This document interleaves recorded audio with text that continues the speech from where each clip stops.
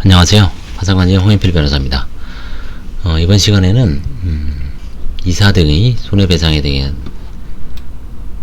법인 파산에서 법인의 이사 등의 책임 중 이사 등에 대한 손해배상 청구권의 조사확정 재판에 대해서 좀 보겠습니다. 조사확정 절차의 개시. 법원은 법인인 채무자에 대하여 파산 선고가 있는 경우 필요하다고 인정하는 때에는 파산관제인의 신청에 의하거나 직권으로 이사 등에 대한 출자이행 청구권이나 이사 등의 책임에 의한 손해배상 청구권의 존부와 그 내용을 조사확정하는 재판을 할 수 있습니다. 352조 제1항. 조사확정 절차는 파산관제인의 신청에 의하거나 직권으로 개시됩니다. 파산관제인 신청 의무. 파산 절차에서 법인인 채무자의 이사 등에 대한 책임 추궁은 파산재산을 관리 및 처분하는 권한이 전속된 파산관제인의 중요한 직무 중의 하나이고, 이것을 적절하게 행사하지 않는 것은 파산관제인의 의무 위반이 됩니다. 따라서 파산관제인은 이사 등에 대한 법 352조 제1항의 규정에 의한 청구권이 있음을 알게 된 때에는 법원에 조사확정의 신청을 해야 합니다. 채무자나 채권자에게는 신청권이 없으나 만일 채무자나 채권자가 조사확정의 신청을 하는 경우 파산관제인은 이사 등에 대한 법 352조 제1항의 규정에 의한 청구권이 있는지를 검토하여 필요한 조치를 하여야 합니다. 파산관제인은 조사확정의 신청을 하는 때에는 그 원인이 되는 사실, 즉 이사 등의 선량한 관리자의 주의무 위반 등 손해배상 청구권 등의 원인되는 사실을 소명해야 합니다. 예를 들어 위법배당의 경우에는 이사의 회의록, 결산서, 주주총회 소집 등지에 첨부되는 계산서류, 감사보고서, 공인인계서의 감정서 등에 의하여 소명할 수 있습니다. 그 다음에 법원의 직권 개시. 이사 등에 대한 손해배상 청구권 등에 관하여는 법원이 직권으로 그 조사확정 절차를 개시할 수 있습니다. 법원이 직권으로 조사확정 절차를 개시하는 때에는 그 취지의 결정을 해야 합니다. 이는 조사확정 절차의 개시 시점 및 필요 중단의 효력이 발생하는 시점을 명확하게 하고 그 상대방인 이사 등에게 방어의 기회를 부여하기 위해서입니다. 시효 중단의 효력. 파산관제인의 조사확정의 신청은 기본적으로 법인인 채무자의 이사 등에 대한 손해배상 청구권 등을 주장하여 그 존재 및 범위의 재판상 확정을 구하는 것이므로 재판상의 청구를 간주하여 조사확정의 신청에는 시효 중단의 효력을 인정하고 있습니다. 반면에 조사확정 절차가 직권으로 개시된 경우에는 파산관제인이 채무자의 이사 등의 손해배상 청구권 등을 주장하는 것은 아니지만 그 경우에도 손해배상 청구권 등의 재판상 확정이라고 하는 조사확정 절차의 실질을 감안하여 조사확정의 신청이 있는 경우에 준하여 시효 중단의 효력을 인정하여 법은 352조 제1항의 규정에 의한 신청이 있거나 같은 조 사항의 규정에 의한 조사확정 절차 개시 결정이 있는 때는 시효 중단에 관하여는 재판상의 청구가 있는 것으로 본다고 규정하고 있습니다. 그러니까 법원이 직권으로 개시하거나 관제인이 신청에 의하더라도 둘 다 시효 중단의 효과가 있다고 하고 있습니다. 규정이 되어 있습니다. 주주 대표소송과의 관계. 파산 선고 후에 주주가 대표소송 상법 403조 대표소송을 제기할 수 있는 것인지가 문제되나 파산 절차에서는 이사 또는 감사에 대한 책임을 추궁하는 소는 회사의 재산관계에 대한 소로서 파산재단에 속하는 재산의 관리처분권을 가진 파산관제인이 당사자 적격을 가지고 그 소를 제기할 것인지 여부는 파산관제인의 판단에 위임되어 있으므로 회사가 이사 또는 감사에 대한 책임 추궁을 게을리 할 것을 예상하여 마련된 주주의 대표소송 제도는 파산 절차가 진행 중인 경우에는 적용되지 않고, 따라서 주주의 대표소송은 허용되지 않는다고 보고 있습니다. 어차피 그 파산재단 관리처분권이 관제인에게 있기 때문에 대표소송은 허용되지 않는다. 파산 절차가 진행 중인 경우는. 따라서 주주의 대표소송 허용되지 않는다고 보고 있죠. 이는 주주가 회사에 대해 책임 추궁의 소위 제기를 청구했지만 회사가 소를 제기하지 않고 있는 사이에 회사에 대하여 파산 선고가 있는 경우도 마찬가지라고 할 수 있습니다. 한편 파산 선고 전 주주가 회사를 위하여 이사 등의 책임을 추궁하는 대표소송을 제기한 경우에는 파산 선고가 있으면 그 소송 절차는 중단되고 파산관제인이 수기할 수 있다고 보고 있습니다. 조사확정 절차의 상대방 및 대상. 조사확정 절차 상대방은 채무자의 발기인 이사입니다. 그 다음에 감사, 검사인 또는 청산인입니다. 파산 선고 시에도 그 지위에 있어야 하는 것은 아닙니다. 심리 대상. 출자이행 청구권.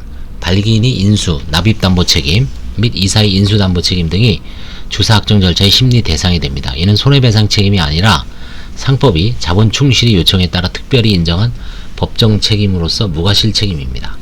그 다음에 손해배상 청구권, 발기인, 이사, 업무집행 지시자 등 감사, 검사인, 청산인의 채무자에 대한 손해배상 책임이 조사확정 절차의 심리 대상이 됩니다. 민법이나 상법상의 원인에 한정할 것은 아닙니다. 조사확정 절차의 심리와 재판. 심리. 조사확정 절차는 실제법상의 청구권인 손해배상 청구권 등의 존부에 관한 판단을 간이 신속한 처리를 위하여 제1차적으로 결정 절차에 의하도록 한 것이나 최대한 이사 등에게 방어의 기회를 부여하기 위해서 법 352조 제1항의 규정에 의한 조사확정 재판과 조사확정의 신청을 기각하는 재판을 하는 때에는 이사 등 이해관계인에 대한 신문을 필요적으로 거치도록 하고 있습니다. 신문은 기일을 지정하여서 할 수 있고 서면으로도 할 수 있습니다. 법원은 이해관계인으로부터 제출된 자료를 심리하는 것 외에 직권으로 필요한 조사를 할 수 있습니다. 재판. 법원은 조사확정이 원인이 되는 사실이 소명되었다고 인정하는 때는 이사 등에 대한 출자이행 청구권에 이사의 책임에 의한 손해배상 청구권의 존재와 그 내용을 확정하는 결정을 하고, 그렇지 않으면 조사확정의 신청을 기각하는 결정을 합니다. 파상관제인은 조사확정의 신청을 할 때 신청 취지에 일정 금액을 표시해야 하지만 사건의 비송적 성격 및 법원이 직권으로 절차를 개시할 수 있는 점 등에 비추어 법원은 이것에 구속되지 않고 자유롭게 손해배상액을 조사확정할 수 있습니다. 이사 등에 대한 손해배상 청구권의 존재를 확정하는 결정의 주문은 상대방은 파상관제인에게 금 얼마를 지급하라 라는 형태의 주문과 채무자의 상대방 이사에 대한 손해배상 청구권을 매달 및 이에 대한 2019년 매년부터 다가는 날까지 연 6%의 비율에 의한 금원으로 확정한다 라는 형태의 주문을 생각해 볼 수 있는데, 법 354조가 확정된 조사확정 재판은 이행을 명한 확정 판결과 동일한 효력이 있다고 규정하는 점에 비춰 보면 후자의 주문 형태가 타당합니다. 지급하라 보다는 매던 및 매던으로 확정한다. 지연손해금을 포함한 손해배상 청구권 등을 조사확정하는 재판의 경우 지연손해금과 지연손해금 이율과 관련하여 소축법 3조 제1항은 적용되지 않는다고 봅니다.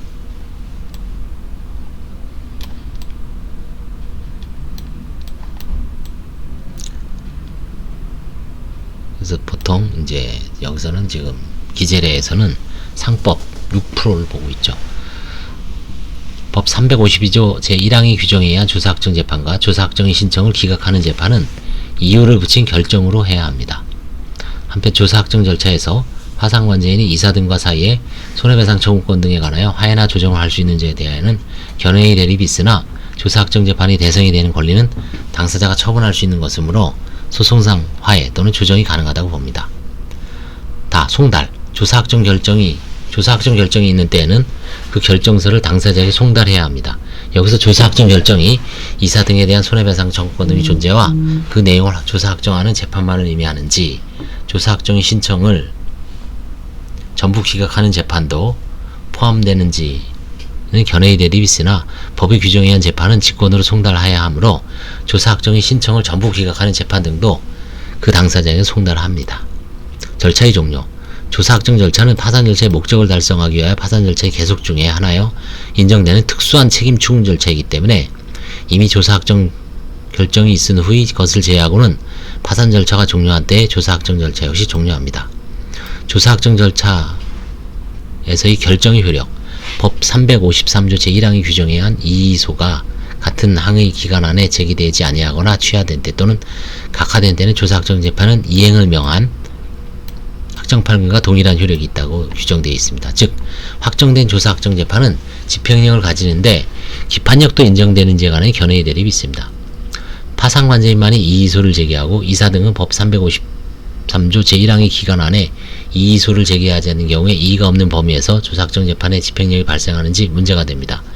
조사확정 재판을 받은 이사 등은 이의소의 제기 기간 경과 후라도 부대항소 규정을 유추정하여 파상관제인이 제기한 이의소에 부대하는 이의소를 제기하고 조사확정 재판보다도 자신에게 유리한 판결을 구할 수 있다는 이유로 이의소가 제기되지 않는 부분도 확정되지 않고 그 부분에 대하여 집행력도 발생하지 않는다고 보는 견해가 있으나, 제1심인 조사확정 재판에 대한 이의소에 대하여 민사소송법의 부대항소 규정을 유추할 수 있는 아무런 근거가 없어 이른바 파상관제인이 제기한 이의소에 부대하는 이의소는 허용되지 않으므로 이의소가 제기되지 않는 부분은 확정되어 집행력을 가진다는 반대 견해도 있습니다. 조사확정의 신청을 기각한 재판은 조사확정이라고 하는 간이한 방법으로는 손해배상을 명할 수 없다는 것을 확인하는 것에 지나지 않고 이사 등에 대한 손해배상 청구권 등의 부존재 자체를 확인하는 것은 아닙니다. 때문에 조사확정 재판 신청을 기각하는 재판에는 기판력이 없어 파산관제인이 해당 이사 등에 대하여 통상의 민사소송으로 손해배상 청구권 청구 등을 하는 것을 방해하지는 않습니다. 이번 시간에는 그 파산 절차에서의 특유한 조사확정 재판에 대해서 살펴봤습니다. 다음은 조사확정 재판에 대한 이의소에 대해서 살펴보도록 하겠습니다. 감사합니다.